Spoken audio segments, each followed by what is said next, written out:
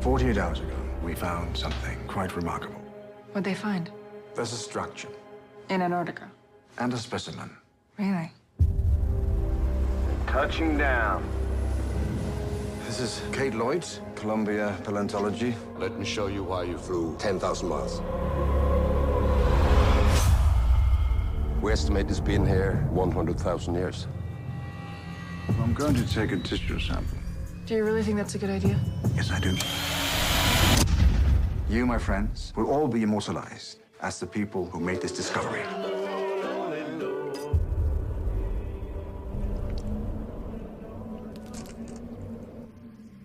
Did you hear that?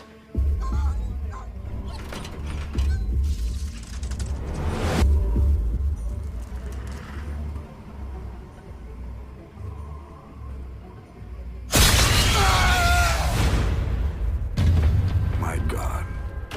Somebody was attacked. But it seems everyone is fine. Either someone miraculously healed themselves, or someone is not who they say they are.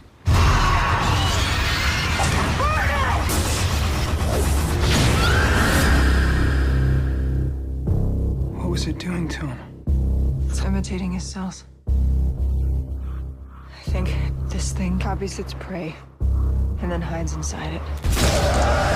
What are you saying? Not all of us are human. It could be any of us.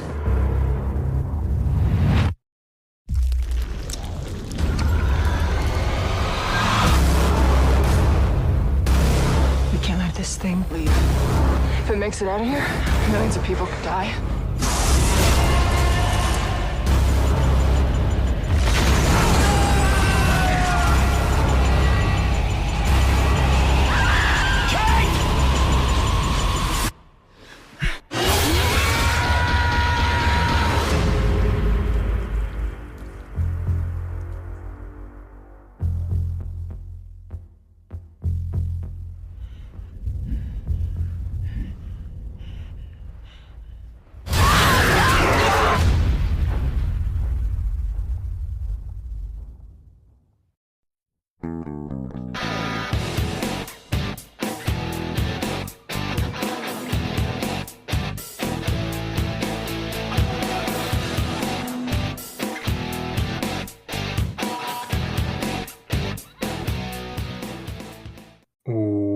Welcome to They Called This a Movie, testing the strength of friendships one terrible movie at a time. Subscribe to the podcast on iTunes, other podcast services by searching They Called This a Movie, and find us on Blue Sky and Threads and Instagram at TicTamPod. That's TCTAM Pod. Welcome back to They Called This a Movie. This is Anthony Del Vecchio. With me, as always, is Dan Aquino and Mark Meyer. Say hello, gentlemen. Hello, friends. Hello, everyone. I had the first time this week, maybe not the first time, but it was I had the experience of being the in a similar way, I read the book guy first moment with the Last of Us episode 2 that happened, knowing what the big thing that was going to happen in that episode and the big spoiler, kind of like all the people that knew about the Red Wedding ahead of time from Game of Thrones. So it was a pretty cool experience to kind of just try and keep a straight face from my coworker as he was trying to predict, with season 2, he's just like, oh man, I can't wait to see, this is going to happen. It's going to, oh yeah, sure. All that's going to happen. Absolutely, buddy. Like Dan, did you read Lord of the Rings before the movies and all that, or?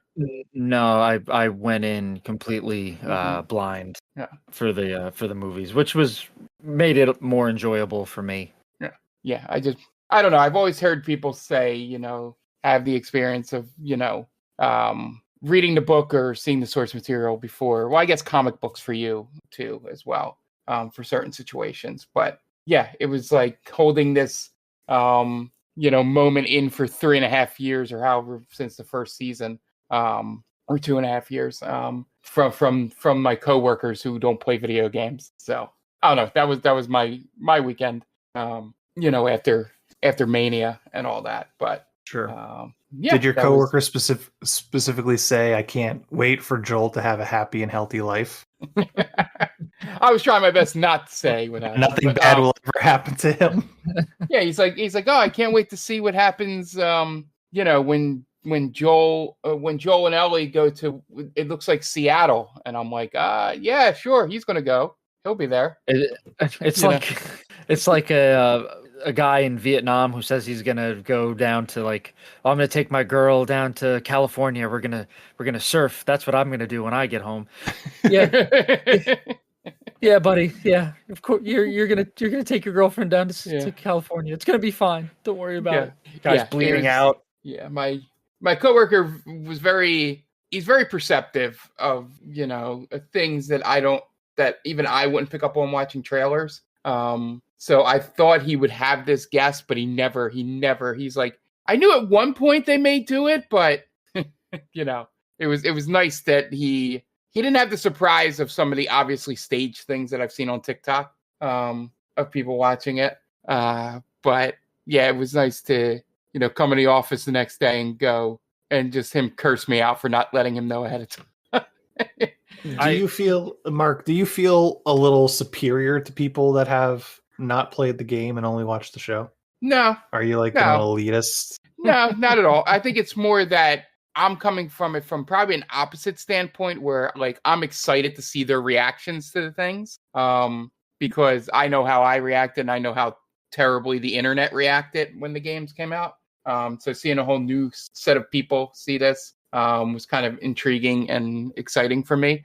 I didn't feel superior with him. It was just funny because while going through the whole thing as he was preparing, because he's getting really excited for season 2, seeing him have all the same theories and things that like we had going into the game. And I'm like, oh, all this is going to come crushing down on him. I want to see if he is one of those people that is just like, oh, I'm done. Oh, they killed off Joel. I'm done. Or if he was going to stick with it, but he seemed to really like it and is going to stick with it. But yeah, it was the first time I ever had that where I like outside of like knowing things about people in comic books and in like the Marvel movies and stuff, but not knowing like full stories or probably not as well versed as Dan. So you've never gone into a movie. You never gone into a movie like having read the book. No. Well, I guess no. I'm trying to think. Well, or like I guess Goosebumps episode. Well, yeah, I guess. Okay, if we're gonna go that, we're gonna narrow it down that much, and I guess Fallout counts too, but that's something taking place in that universe, not so much a direct story. I guess the closest would be I don't remember if I read. The only other 2 situations that would have came up was with Scott Pilgrim and Perks of Being a Wallflower. I don't know if I read the books before seeing the movie. Most likely I would have read Perks after the movie, and then maybe Scott Pilgrim the other way around. But there's not much. All the books that I've read over the years have all either already been made into movies. And I didn't have like this anticipation of coming. I guess closest one would have been Great Gatsby, but there was like such a time difference between the DiCaprio movie and when I read it in school for that to have occurred. But yeah, everything else that I've read books is all stuff that's already been made or versions of it have been made. So the fun part was I was like not being the smug superior thing as you had mentioned. It was just it was like watching someone have like experience that moment and see that it is such a good universal moment that it got somebody that never even played video games to get it, to feel that emotion and really hate the Abby character that killed them. So I don't know, that was a fun little thing on Sunday night before being watching Travis Scott walk to the ring for 20 minutes. A little bit later. I would torture my wife with Game of Thrones spoilers because I had known all about them. So did you read the books or did you just spoil it for yourself? A little bit of column A, a little bit of column B.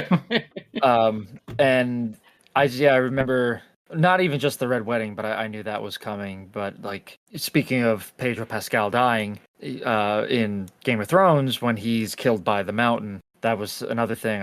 Whenever Jen was acting up, like if you don't stop, I'm going to tell you exactly what happens to some of these characters. Can we go back a second where you said your wife Acting up. Yeah. Yeah, like talking back and trying to have a life outside of my The life. kitchen. Yeah, the kitchen. No, well, no. If it was like we were arguing about something stupid, and I would say, if you don't stop, I'm gonna have to spoil something for you.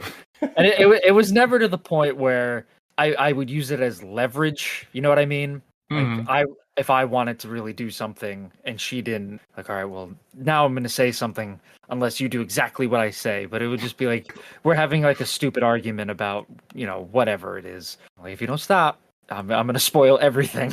I know exactly what happens to the last book that had been written at the time. So still the last book. Yes, yeah. Do you guys remember that show, The Walking Dead? Remember when that was good? Yeah. It's the same thing. I actually read all the comics up until a certain point, and I was like, if you don't stop, there's going to be hell to pay. You better do exactly as I say, young lady. I never said that. Don't quote me on that. But yeah, I definitely used it as a tool to help get what I wanted at times. So I think that's like a sociopathic tendency. Oh, I never claimed to not be a sociopath. No one's on the same page. No one's asked me about it, so I felt no reason to bring it up. Okay, but I don't do it now because I don't know that's anything. Because you gave up book reading. I gave up book reading. Yeah, well, all the books that I've read lately have not been made into a movie or show yet. But when that happens, I do get that air of superiority that you were talking about. I think it's more so that because I'm dumb and I don't know a whole lot, that it's when I finally do know something, it's like I'm chomping at the bit for someone else to know about it. Very good. Yeah. All right. Well, before we get into this week's movie, there's a reminder that we have launched a Patreon, and you can find that at patreon.com/TCTAMPod. That's TCTAM pod. And if you downloaded last week's bonus episode, that's a little bit of a preview of maybe a possible show that you could get with a tier at the Patreon. So last week we released 2 episodes, one being 12 Rounds starring John Cena, and the other one being... Wait, what was that? Jonathan Cena. I was going to make a point about this. I must have missed something. So before Ann explains, if he's going to explain, when he changed his entrance to just be his name in Helvetica letters on a black screen, every time it pops up, I say John Cena. In my head, it comes up. Interesting. It's good. No. So we also did another episode for WrestleMania 41 prediction show. So that is available in our main feed, but it is sort of a preview of a pilot of sorts for a potentially future Patreon show. Maybe you want to hear us talk about wrestling stuff, and you could get a taste of that by just downloading that episode. WrestleMania 41 predictions. WrestleMania 41 is now over, so you can go back and listen and see how well we did, which for the most part, we did pretty well. There were a couple of matches that all three of us did not pick correctly. So, and you can figure out which ones those are. But for the most part, we did pretty well. I think one we picked with our heart, not our heads. The Logan Paul match. The Logan Paul match. Yeah. That was the one I was the most upset by. I didn't watch night 1, I watched night 2, and it was fun. I won't say I was like I fell in love with it again. I was like, it still had some of the same story beats that I remember as when I was younger, but it's definitely changed. Sure. How they run their shows, it's definitely changed. Yes. Dan, if I could make 2 suggestions to you. Okay. Is to go back and watch night 1. Okay. Once you find yourself some time, and then watch Monday Night Raw after WrestleMania this year. Okay. Both of which were better than night 2. The Go Home Raw, right? Is that what it is? Okay. No, the Raw after WrestleMania has, in the past decade or so, maybe more, has become a thing. It's been an important show, sort of like the let's call it the epilogue of WrestleMania, where you'll get some surprises, some major story things happening.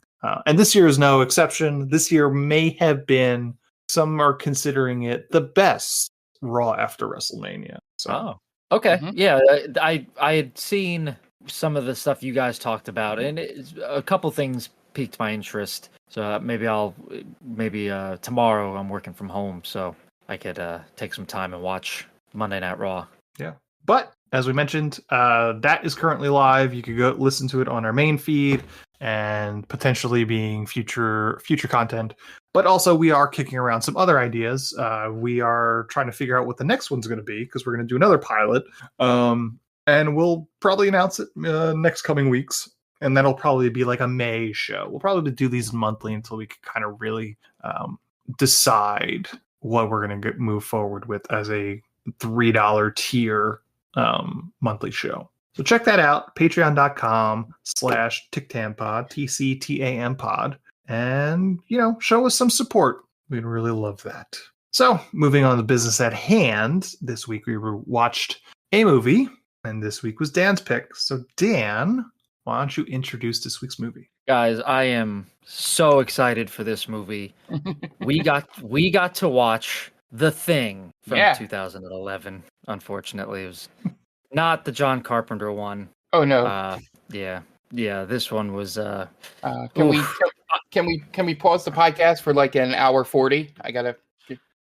Well, I watched the wrong thing. As much as I would love to watch the John Carpenter thing, this one had been. I saw it on Tubi, and I immediately jumped at the chance to have us cover this, because I know Anthony and I hold the John Carpenter movie in very high esteem. It's it's in our top 5 at least horror movies, I'd imagine, right, Ant? Yeah, easily. And this movie kind of I don't know if it did this to you guys, but it tricked me when it first came out, because I thought this was going to be a remake of The Thing, but it turned out to be, it's a prequel. So for people who have seen the John Carpenter version, it starts off with a group of Norwegians hunting down a dog, and then the American scientists find the Norwegian facility. It's destroyed, and they don't know exactly what happened. This movie shows us what happened to the Norwegians, and it takes everything that you love about the John Carpenter version of The Thing and just says, what if we did the exact opposite, where there's the sense of dread and not knowing who the thing is and what the thing looks like. We're just going to do away with all of that, and we're going to show you exactly who the thing is. We're going to show you what it looks like, and we're going to take away all of the interesting characters, and we're just going to give you cannon fodder. So I saw this in theaters with my wife, and we were both very much I think disappointed is being generous with this movie. It took something that was, in my opinion, near perfect and tried to add to it when it doesn't need to be added to. In my opinion, you don't need to know exactly what happened in the Norwegian science facility. It's better left up to your imagination, like, what did this do to them? But Hollywood said, that can't happen. We can make money off of this. So let's show you exactly what happened. And it's lackluster. Okay, so The Thing from 2011 was directed by Matthias van Heiningen Jr. He's directed The Forgotten Battle, and after this movie, he took a 10-year hiatus from directing. Stars Mary Elizabeth Winstead, Joel Edgerton, Ulrich Thompson, Eric Christian Olsen, Adewale Akinnuye Agbaje, Paul Bronstein, Trond Espen Seum, Kim Bubbs, Stieg Henrik Hoff, and Christopher Hivju. IMDb score of 6.2, Rotten Tomatoes score of 34%. Budget $38 million. Box office $16.9 domestic, $31.5 million worldwide. Plot. Have you ever wondered what happened at the Norwegian base at the beginning of John Carpenter's The Thing? No? Well, here it is anyway. And guess what? more or less is beat for beat what would go on to happen at the other base. Mary Elizabeth Winstead stars as Kate Lloyd, who is invited to an Antarctica research facility to investigate an alien spaceship and the organisms that travel to Earth with it. It isn't long before it is thawed and escapes, and sets out to do exactly what it will do in the future 30 years previous. Right down to the black guy in a turtleneck. That's my plot. Yeah, you nailed it. It's beat for beat what happens in the John Carpenter movie, down to the blood test being sabotaged even. So it's not even original in its originality anymore. Where, like, so you're gonna tell me that the Norwegian scientists, or more accurately, Mary Elizabeth Winstead's character, like, I have an idea, let's do a blood test, and then the American are also gonna, like, let's do a blood test. Be a little bit more creative with your movie. Yeah. Mark, where are you coming from with The Thing 2011? Yes. So even though I made a joke about it earlier, I did actually watch the correct Thing movie. And I am slightly disappointed that I did. My main two takeaways is one, everything, like, just about every decision made in this movie, which I feel is different from the original, was instantly a bad idea. Like, it wasn't even a question. Like, let's drill inside this ice block with this alien specimen in there, because that can possibly lead to anything. And then, it was like, let's set up blood test, in an area and only have like two people have access to it. And it was just like, always wanting to leave the base despite the fact that they all knew that they had some kind of alien in the base. It was just bad idea after bad idea. I did like her. The only thing that was slightly different is her plan, which has a little bit obviously flaws to it, but at least lets them, as she said, eliminates people. Checking the mouth for cavity fillings. It's like, okay, the inorganic material, they set it up earlier with the fillings on the bathroom floor. But I did like, okay, that's a different way to try and narrow down who might be, the alien or the thing. But real quick with that. Yeah.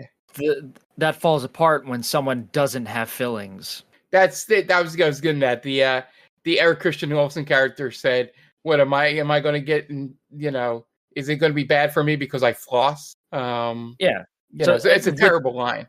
But with the blood test, at least everyone bleeds. Everyone has blood.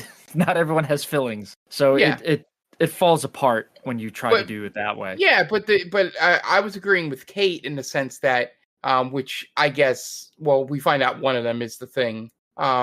In that it helps eliminate people. Like, okay, we know it's not these four because they all have fillings in their mouth. You guys don't. All right, what's the next step to eliminate you? Like, who among you is not? Now that we can't do the blood test. But they do a good job, even though it smacks you over the head with it. With the idea, they instantly right off the bat introduce it's probably in the first movie too, but they remind you instantly about the inorganic material thing, by having the, metal plate, just be randomly outside the guy's body. And then the fillings, and then, the coup de grace at the end where the guy doesn't have his earring, in which I wanted to go back and see if he did have an earring when they first lock him up after they come back. I don't think they would have missed that. Because they made such a point of it. I would hope not. Yeah. That'd be a really bad. Was it script supervisor, Ant, or who would be in charge of continuity there? But the one main thing I wanted to put out there for you guys to comment and all. It took me. Now I could have just not been really paying attention in the very beginning, or like they might have flashed something on the screen. But it took me a while to even realize that this wasn't like modern day, like when you first meet Kate in the lab, like, I don't know if I noticed anything that made it look like it was 1982 or whenever it's supposed to be. Even the Cavaliers joke in the helicopter, I'm like, okay, the Cavs did kind of suck in 2011 because that's when LeBron left. So it's it's like that doesn't even narrow it down. It really took until they were at the base and you saw that there was like no like the equipment there was really old. I feel like they might flash just the date 1982. That's what I'm saying. I might have missed that. But I just knew this was a prequel, so there was nothing for me to catch up. Well, I knew going in as well, because. But I thought they might have. Yeah. I listened to the Blank Check podcast when they were doing Carpenter movies, so I already knew that this movie was a prequel. But I was watching it going, at no point do they make it explicit, like outside of, like I said, they might have flashed the date at the beginning. I do apologize for missing that. But it was like, it took a really long time to even understand when this took place. Even if it ever really does outside of a flash, if you don't come in with previous thing knowledge, you don't like, even a mention of Reagan could have put us in a They're time. Norwegians, though. Yeah, they would be talking about Reagan. I meant like Carter when he's doing his little bit with the newspaper. Would you want them to say, "Man, I can't wait to get back to the mainland so I could go see Empire Strikes Back or Return of the Jedi"? I guess it would have Return of the Jedi in 1982. Yeah. My whole point with the Reagan was when he makes his newspaper joke in the thing, that could have been a time to put a more early 80s reference in there than the Cavaliers suck at basketball. Should Joel Egerton have talked about trickle down economics? Mark? I was just about to say, can't wait for this economics to trickle down. You guys wait. You just wait. It's gonna happen. Could have had him talk about Ronnie Reagan or whatever they called him in Iron Eagle. Who do you think would win in a real fight? Sylvester Stallone or Mr. T? Any one of those would have worked. Because the Cavaliers have stuck with basketball for most of their existence. You see the new Halloween movie? Not a Michael Myers in it. What a ripoff! I think what wound up working pretty well was when it said 1982 on it. That gave me an exact time period. To make you feel any better, Mark, the flashing on the screen that said 1982 was maybe the only thing I paid attention to for the first 40 minutes of this movie. Okay. I'm the opposite then. But yeah. But my main final thought is I think the worst choice they made, and Dan alluded to this in his spiel at the beginning, was showing us the thing. Like that was the biggest, and it did lead to the goofiest monster I've ever seen in when they had the blended faces alien. Like that just looked real bad and goofy. But yeah, the main crux of it, most of it works perfectly fine as a mid 6 out of 10, 6.5 out of 10 movie until they show the thing. And then it instantly becomes, it's like, oh, okay, this is a piece of shit. Real quick, Mark, Yeah. With the dual-faced alien that's part Eric Christian Olsen and one of the Norwegians, that's the thing that they find in the John Carpenter movie. That's what Kurt Russell and one of the other guys find and bring back to the American lab. So it looks much better when it's really on camera than when it's CGI. The CGIing of everything is what made it goofy and insane in this. But I mean, the idea of that monster is and because of the tie back to the original, which I didn't remember, but it was just it lost me when it showed the monster. Like it had a cool opening where it bust out of the ice and then through the roof. Mm-hmm. And you see a little tendril. I'm like, all right, that's cool. Now you don't see it for the rest of the movie. Right. Right. And I think the worst possible thing, I guess they had to technically catch it because I guess the writer or the director, whoever, wanted to show like how they replicated people instead of leaving that a mystery. But yeah, it was a mid movie that just had poorly done CGI that kind of ruins it a bit. Okay. As for me, it's my first time watching it, and this movie kind of personifies or exemplifies whenever Mark says, I wish they explained this a little bit more. This is the idea that I cringe at. An entire movie that just explains one thing. Yeah. And because I don't need to know what happened to the Norwegians, especially if you're going to have your cake and eat it too, and just basically do a remake of the first movie, beat for beat, and then just like, oh no, well, this is what happened over at the other base. It's like, well, this is literally basically the same exact fucking thing happened. They even down to how they figure out how they're going to try and solve who's who. Come on. Yep. And then right down to the test. Like Mark said, he liked the new test. I thought it was basically an answer for how could we do the test, not copy it, but make it as on-screen uninteresting as possible. Yeah. Staring into people's mouths to look for cavity fillings does not translate off of script onto screen. Which I'll give them that, maybe that little leeway that it seemed good on paper, but having Mary Elizabeth Winstead just shove a flashlight into people's mouths isn't exactly exciting. I mean, and don't also, kink shame, Ant. I mean, look, if you said you wanted to get hit by a shovel with Mary Elizabeth Winstead, it wouldn't be the first time you said something like that on this podcast. Yeah. But, and also, there's no resolve from that, right? No.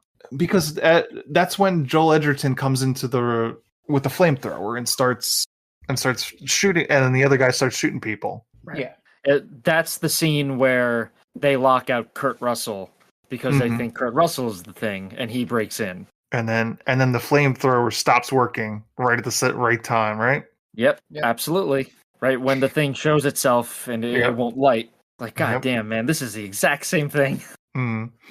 I don't have much to say. I struggled to pay attention through this movie. Sure.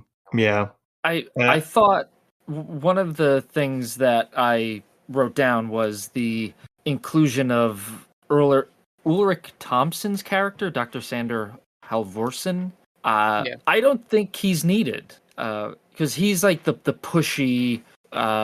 He's all in it for the glory kind of thing. It's like kind of pointless. You don't need that. You found the alien. You don't need to have someone like, oh, we got to open this up. Just let it escape. I don't know why having a shitty character like that. What does that add to the movie? Yeah, I don't know. Well, I think what they were attempting to do, and did it very poorly, was to show the pushy scientist be the one that like dismisses everything Elizabeth Winstead says because she's a woman. Yeah, sort of idea. It's funny you mentioned that because there's a scene where he wants to like, oh, we got to get a tissue sample.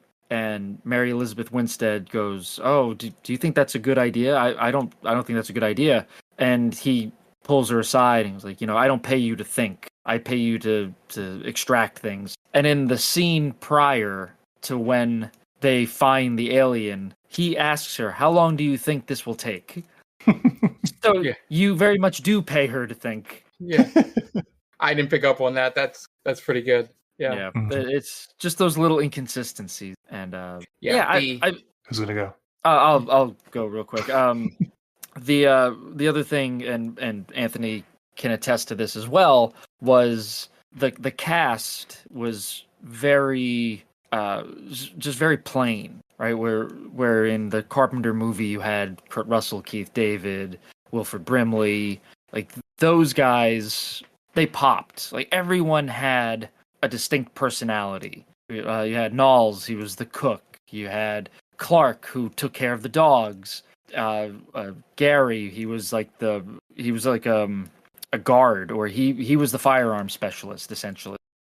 Everyone kind of had their moment in the Carpenter movie. In this movie, everyone is interchangeable, I think. And maybe it's just me being racist against Norwegians, but I had a hard time telling who did what when, Yeah. I think there are a lot of guys that just kind of look like each other. The three Norwegians, those guys, like it was Lars and Pitas, and I forget the third guy's name. I think they were the ones or two of them were in the truck in the beginning.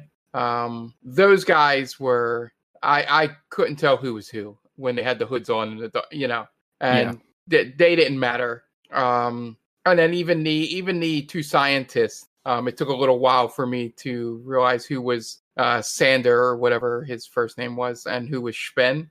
You're doing a lot better than I would. So I couldn't. It took until they were like in the same room to figure out whose name was who.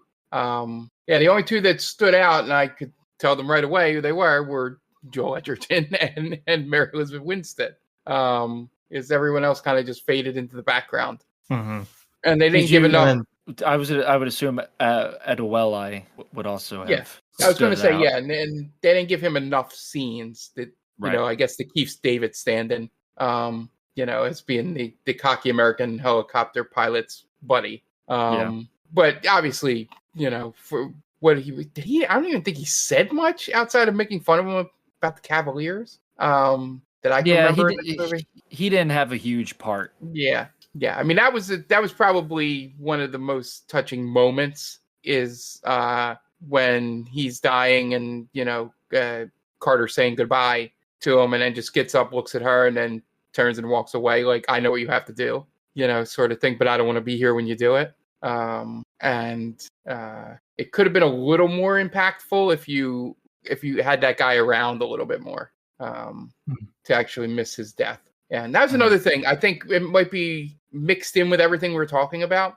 I didn't care who lived in this. Yeah. Like, there was no character. I'm like, oh man, that sucks that he died. I guess you were supposed to like enjoy the Norwegian grunts. They were supposed to be your lovable characters. But no, and I guess Mary Elizabeth Winstead's supposed to be like she is a protagonist essentially, but you're supposed to care about her life. But I was like, I don't like Eric Christian Olsen gets hit in the stomach by the thing, and I'm like, oh well, he's gone. Right. And I had so little care for everyone is when she falls down between the things on the spaceship, and you think she might be dead. I'm like, oh, okay, I guess it's just Joel Edgerton's movie the rest of the way. Like, there was no like, oh no, when it happened. When she falls into the Minecraft movie. Yeah, exactly. That kind of leads me to another thing I'd written down was the ending does far too much. It goes above and beyond of what it needs to be. And I understand that it's 2011 where there's no restraint from Hollywood, right? Everything's got to be bigger and better and action packed. But the beauty of the John Carpenter The Thing was its simplicity. You had a very constrained atmosphere and setting. You're in a remote area of the world, and you're claustrophobic, right? This thing could be around any corner. You have no idea. This movie takes that all away, where you see the alien actively try to trick Mary Elizabeth Winstead. Like, you should follow me. I got to show you something. And it's all right. Well, you're taking away the suspense. You're taking away what made The Thing so great. Because now we know who it is. That the whole point of this creature is it doesn't want us to know. And then the ending when you have the big set piece on the spaceship. Well, you're kind of taking away the simplicity of what made the other movie so good. Mm-hmm. Yeah. I think I know they had to do the credit scene to like link the movies. Had to is stretching it, but you know what I mean. But I don't know, again, just like Ant with the first 40 minutes. Near the end, I like went in and out of the movie, paying attention wise. I was thinking that the ending for Mary Elizabeth Winstead's character would have been, when she gets in that other car, like she tries to turn it on and it doesn't turn on. And then she just comes resigned that she's going to like freeze to death out there. Yeah. I don't know if that happens if she does try the car. Because last thing I remember, she gets in the car and then it goes to credits. But yeah, like you said, the ending needs to have like that, doesn't close every book essentially. you know, because Kurt Russell and Keith David, if I remember the end of the thing correctly, you basically just they're on the base, and then that's the end of the movie. You know, Yeah. they survive at the end. I mean, you are right in that they are still there on the base. Yeah. Survive is the very it's like a loaded question kind of thing. Do they survive really? Yeah, exactly. What I meant is that the movie leaves with them still breathing. Right. You know. And again, the beauty of it being you don't know which one of them is the thing. Neither of them could be the thing. They could both be the thing. You don't know. Yeah. Neither of them had an earring that they didn't have when they became the thing. And I think the Carpenter movie does a better job of that as well, where you just see the tattered clothing of whatever it took over because it can't replicate the inorganic material of clothing. Yeah. So it's more, again, it's easier to do that because, again, not everybody has a metal hip or fillings. So it's you're eliminating the possibility of someone being wrongly confused there. You know what I mean? Yeah. Mm-hmm. Yeah. In the trivia I was reading, the end of Joel Edgerton's fate when he gets hosed down by the flamethrower. It wasn't originally supposed to have the sound of the thing dying, so that was supposed to be a little more ambiguous of whether or not he was really a thing. So that's something they took away from us. Another thing was that these were originally mostly practical effects. About 80% of it was practical effects, and then they had a focus group test, and everyone said this looks too much like an 80s movie. So they went back and they CG'd over the practical effects. People are just fucking wrong sometimes. That they are. And this movie is definitely like more is what they felt going in. Let's show everything. And I definitely sympathize with the director for taking a decade hiatus after this, because I'm sure everyone was meddling in this. You know, you have to do it this way. You can't have the practical effects.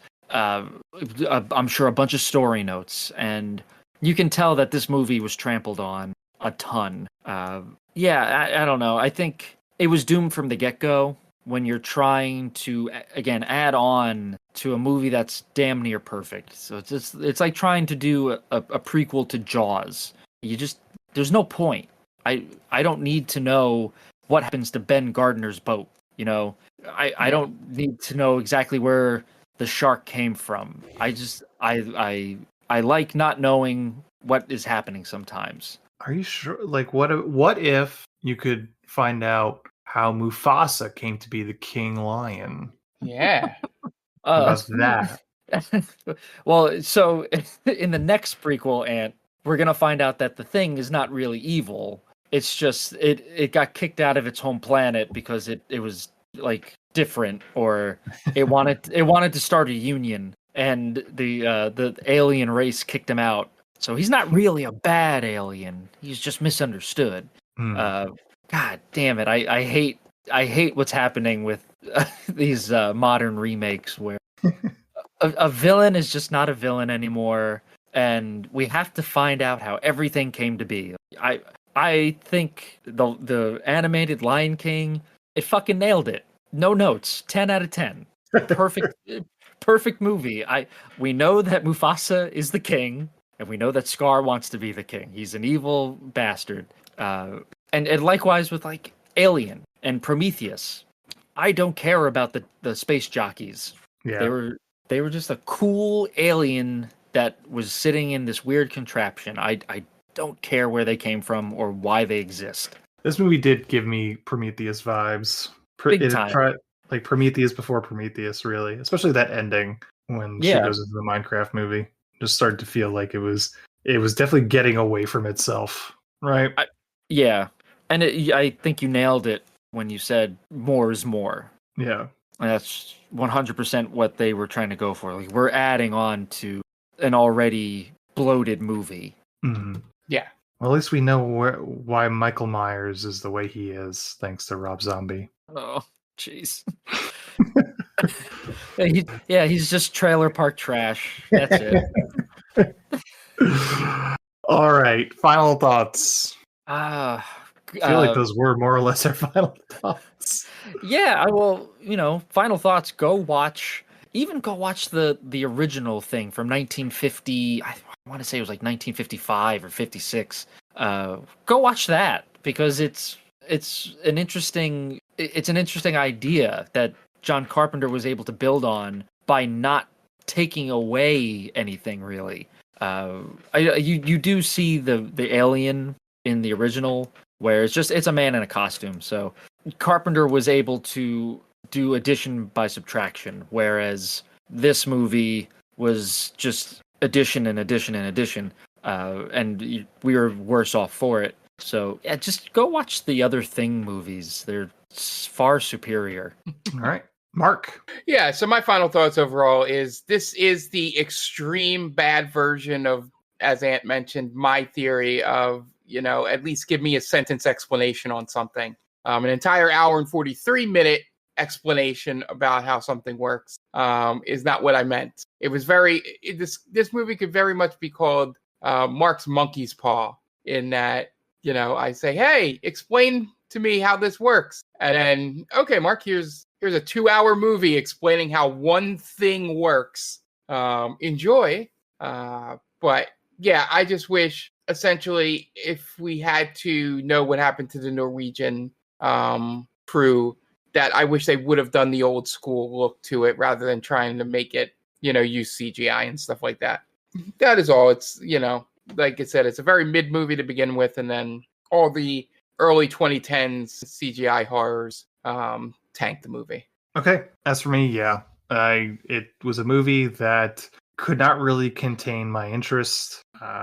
It is giving me information that I don't need, but also just kind of doing the same thing a much better movie did, which makes no sense given the fact that this is not a remake, it is a prequel. So yeah, so why do the same thing? I did not care who died, who lived, who was the thing, who wasn't the thing, who had fillings, who didn't have fillings.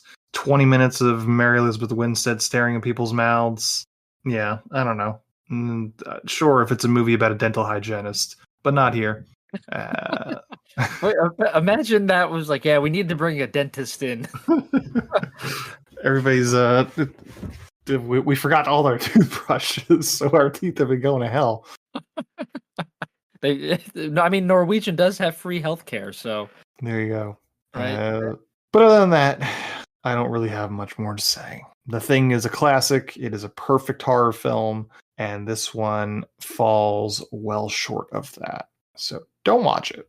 If you've gone this long without watching it, there's no need to go back to it. So with that, I think our conversation on The Thing from 2011 is wrapped up, and we are going to take a quick break. But before we do, Dan, why don't you tell us what you have for us this week? All right, guys. I want you to take some time out of your very busy schedule to go check out our very good friends, the Game Vault podcast, run by our own Mark Myers and our good friend Tom. If you enjoy video games, they've got you covered. They are talking about old school games, new games that you should be checking out, things that should be on your radar if maybe you haven't heard about it. They're keeping you informed. They're playing games over on Twitch, the old school games, like the stuff that we grew up with, or if you're in your 20s that you have no idea about, I'm sure. But you should definitely check out because, without those games, we don't have the cool games we have now. So they are on all social Game Vault Pod. They were also on Twitch at Game Vault Pod. So please go check them out on any podcast platform of your choice. New episodes come out every Monday.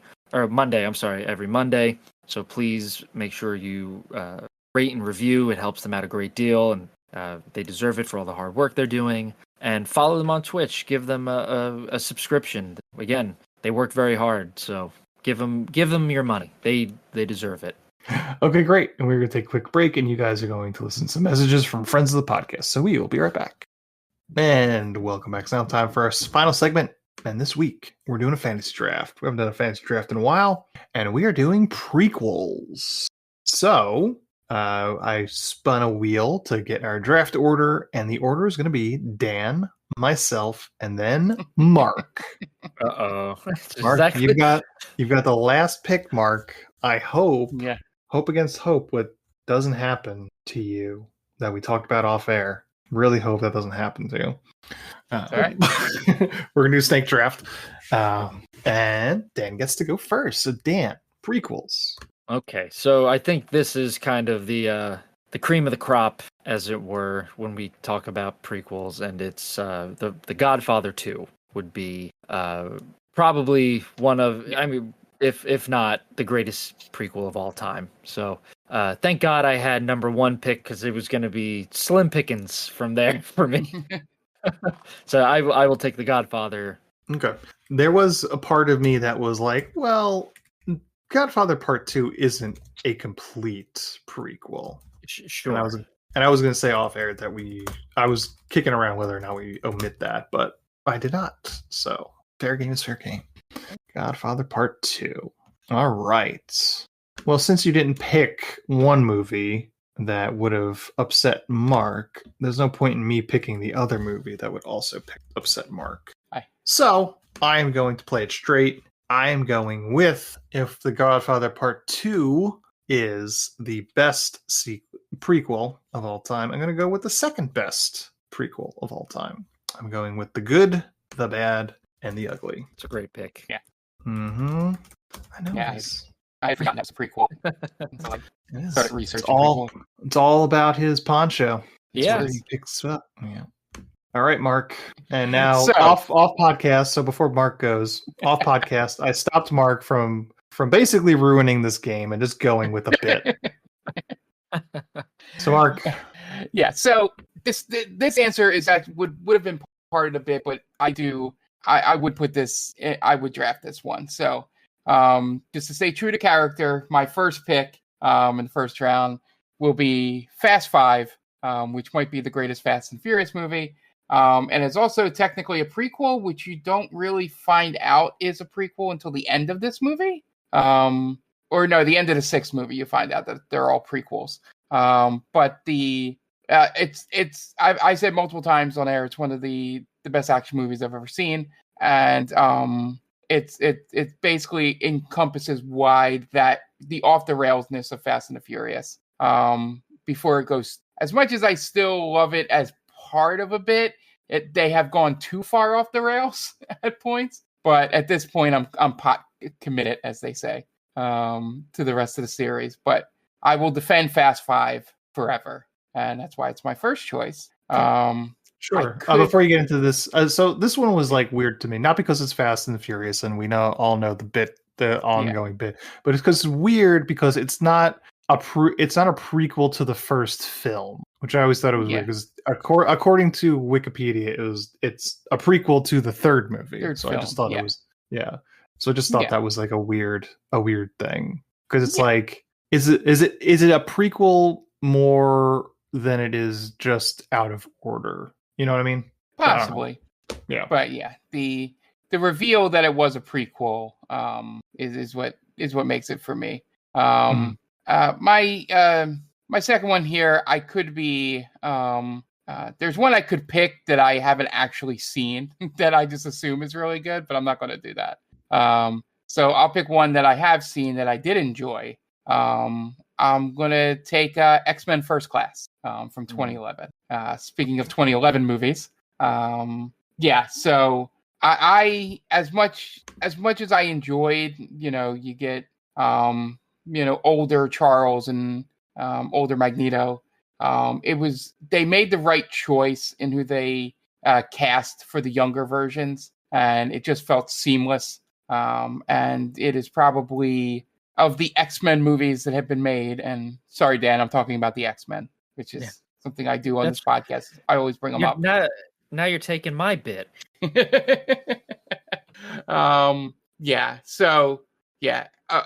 the movies, like I said, the last two are probably going to be a little bit of reaches, but I had to go with my first two picks being movies that I did like and enjoy. Okay, good. Looking through, it does get bleak pretty quick. Yeah. But I have a couple I have a couple in my mind, and I'm trying to decide which one is going to make it back to me.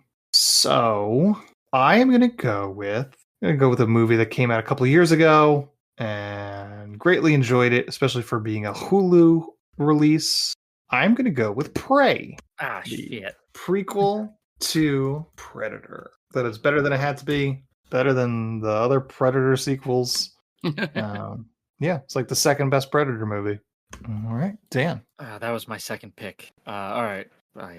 So Prey and X-Men First Class are off the board for me. Fuck you guys. All right, let's go with a movie that came out a couple years ago. Pearl, the prequel to X. Yeah, bye. Yeah, by the way, Ant, that was the movie I said I was going to pick that I haven't seen, but heard it was great because I thought it was going to be one of your picks. Funny. Mm-hmm. I had no idea that Dan was actually going to pick X-Men.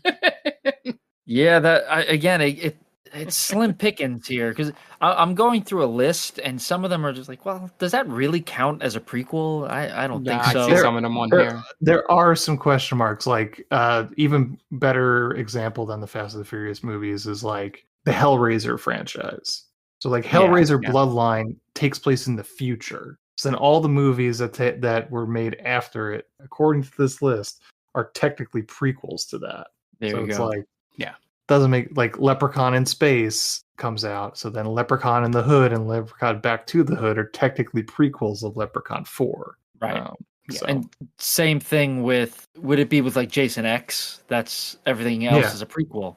Yeah, right? basically. Yeah. Yeah. So I don't count that. I think that's stupid. But yeah, it's just very, very like it's tough. This is tough sledding. Yeah. It's my pick again, right? Shit. Yep. All right. So I'm gonna go with Temple of Doom. Indiana Jones Temple of Doom is a prequel. Not my favorite Indiana Jones movie, but it's starting to get. I think it's starting to get a little bit more recognition in recent years.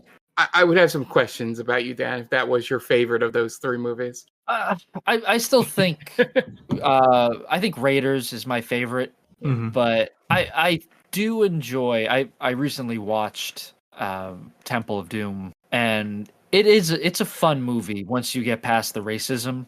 It's a pretty fun movie when like the action is a little bit heightened. It's dark. I think that's why a lot of people don't enjoy it. It's darker than Raiders, but it's still it's a enjoyable action adventure. Sure. It gets off on such a bad foot with the whole Charlie Chan homage in the beginning. Just it's a brutal first 20 minutes. Exactly. I think that's what kind of it sours in people's eyes a little bit, right? When like the first 20 minutes, like it's hard to excuse that nowadays, but once you get by that, it becomes a little bit more palatable. All right, for my third pick, there's not a whole lot left. It got pretty thin pretty quick, so I am going to probably reach. I don't know if you guys would wind up taking this, but it's arguably what I think might be the best movie on this list. And I am going to go with Twin Peaks Fire Walk with Me. Yeah. Yeah, go for it. I've never seen it. It's the prequel film to the series, and it wraps up. I guess they came out with another series in 2018, I think. But for 20 years, it was the conclusion, or the word I'm looking for is not there. The closure of the story itself. So quality, can't go wrong getting a David Lynch film in the third round. So Twin Peaks, good value pick. All right, Mark. Yeah. So question before I make my pick: where do we stand with Star Wars movies? The prequels are in play. I would say all of those that are listed on that Wikipedia are in play. Yeah. So as long as it took place before A New Hope, then it's good. Those 6 movies count if you're looking at the Wikipedia. No. I was looking at another list. I'll just say Yeah. Are you looking at Rogue Squadron? Rogue One? Rogue One was the one I was going to pick. Because of anything it takes place before. I was counting like A New Hope and 4, 5, 6 sort of being the beginning, and then you have like Rogue One, Solo, the prequel trilogy, and I guess there's if we're counting 6, there must be another movie that I'm missing. There's the Clone Wars. It's an animated movie. Clone Wars, yeah. Rogue One leads directly into New Hope, the beginning of New Hope. So it only exists because of it. So I would say yes. Yeah. So Rogue One, great film overall. Really, outside of me being probably the lowest level of Star Wars fan of the three of us, I was mostly interested in checking out this movie because of Felicity Jones being in it, and was pleasantly surprised that it was actually a really good movie, unlike a lot of prequel stuff that I had seen previously from Star Wars. So Rogue One is definitely what I feel is the best story told before A New Hope. So I had to pick it there. And then this one might be a little out of the box because I guess you could technically count it as a prequel. It's also an origin story. I'm gonna go with, because I actually enjoyed it. I'm gonna go with Cruella from 2021. That's a prequel. Yeah, the Emma Stone movie. Whatever your feelings are, in terms of what that character becomes later in 101 Dalmatians, and I thought it was a really good job and really good performance by Emma Stone of at least setting up that character for if you did want to make like a modern retelling of 101 Dalmatians. It sort of, because the problem is with a lot of the early Disney villains and stuff is obviously they were made for children and cartoons, so they're very, like one note. So having the idea of making Cruella more of a 3D character, a villain, in the best sense of the word, it makes it one movie that I really did enjoy watching it. I know there's mixed opinions on it from people, but of what I have left to pick of things that I've seen, I was not going to pick the Scorpion King for this. But sure. Yeah. So Cruella is my last pick. Good. All right. Slim pickings at this point. But, we've got Butch and Sundance, the early years. We've got Amityville 4, Kermit's Swamp Years. Classic. Yeah, I saw, what was it? Just had it in my head. Well, they have X-Men Origins and stuff like that. But yeah, there was like things that I was like, oh yeah, that's a prequel. But I would never watch that movie again. Yeah. Is Gods and Generals really a prequel to Gettysburg, or are they just two movies that take place during the Civil War? I guess take place during the Civil War. I guess if Gods and Generals depicts a battle that takes place before Gettysburg, you could say it's a prequel. Yeah, I guess so. You technically do it. Apparently, it is specifically a prequel. It is a prequel to Ronald F. Maxwell directed both movies. So I guess, yeah. I know Color me surprised. They're books. I think Gods and Generals is a book as well. Yeah. Color me surprised. Is that the one you're going with? Oh, absolutely not. Okay. I've never actually seen Gods and Generals. Okay. I'm kicking around a few here, but I think I am going to go with what I think is the most solid film left. And I'm going to go with the 2002 prequel to Silence of the Lambs, Red Dragon. Yeah, that was the other one pick on the list. Yeah. That movie was it had some pretty startling scenes. Yeah. It's not only a prequel, it's also a remake. That's right. Yeah. That's Manhunt, right? Manhunter. Yeah. Yeah, Manhunter. That movie was good. I really liked Manhunter. Brian Cox as Hannibal Lecter. Mm-hmm. Yeah. Pretty good. And here we have Ray Fiennes. Do you see? Yeah. Yeah. He's the Tooth Fairy, right?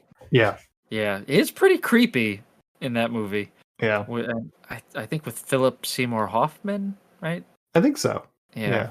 That and movie. Hannibal bleed together for me a little bit. Yeah, Hannibal was it was a little it was forgettable. Yeah, I think that's the reason why they bleed together for me because I don't remember much about Hannibal. Mm-hmm. Yeah, but yeah. All right. So Dan, take us home. What's your last right. pick? I know you guys are probably thinking I would go with the Hobbit trilogy for the Lord of the Rings, but those movies were terrible, so I'm not going to go with that. Actually, I'm not surprised. Really? You thought I would go with that, or you didn't think I would No, go with it? I did not think you were going with that. So I'm Yeah. pretty sure you did not have a strong feeling for those. Yeah, I was very disappointed in that trilogy. It was completely unnecessary. So I'm gonna go with another one of my favorites. Although I don't consider this to be a prequel, but they're counting it as a prequel apparently. Kong Skull Island from 2017 because All right. it predates the MonsterVerse Godzilla movie. Mhm. I was gonna say in my head I was hoping you'd pull out like some weird Godzilla movie that is technically a prequel. Yeah, they have. They I have a saw whole up bunch. here. Yeah, it was like Yeah. Godzilla vs. Ghidorah and all that. And I was like, "Well, is that really? Does that count as?" Because apparently the original movie is Destroy All Monsters, and then there's Godzilla vs. Hedorah, Gigan, Megalon, Mechagodzilla. Like, I guess I don't remember it that way, but if that's what they're Right. saying, Yeah. whatever. But yeah, I enjoyed Skull Island. It's not a great movie, but you get to see King Kong beat the shit out of the military, so that was fun. That's always good. Yeah. Yeah, so those are our lists. For Dan, he's got Godfather Part 2, Pearl, Indiana Jones and the Temple of Doom, Kong Skull Island. I picked Good, the Bad, the Ugly, Prey, Twin Peaks, Firewalk with Me, and Red Dragon. And Mark has Fast 5, X-Men First Class, Rogue One, A Star Wars Story, and Cruella. And those are our lists. Well, we left a few things on the board. Monsters University, Puss in Boots, Furiosa. Furiosa. Ooh, Furiosa. I forgot about that. It's Yeah, actually that was not on this list. that was on the short list of like 4 movies, and I'm like, that's probably a really good prequel movie, but I have not seen it yet. It Yeah. is pretty good. Can't put it on there. Yeah. Madam Web. Wait, what is that a prequel to? Spider-Man? Apparently, Venom, Let There Be Carnage, and Morbius. Oh Christ. Ouija, Origin of Evil. Okay. Yeah. Oh, like I'm sure Annabelle would be one of them, right? For The Conjuring. Yeah. Yeah, the first Black Purge, Widow. Prometheus. Black You Widow see- is a prequel. And I don't count that as a prequel. I think that's horseshit. Yeah. It's an origin story. Yeah. Which I guess happened technically to is the take same place. thing, but Yeah. I think that's semantics. It was like, oh, it takes place before Endgame or Infinity War. You Right. know, I was like, come on, give me a break. right.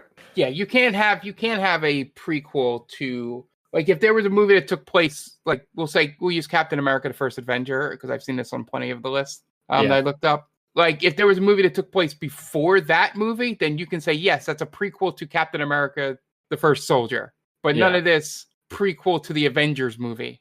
Yeah, that's ridiculous. Yeah. Because then Iron Man is a prequel to Avengers. Yeah, exactly.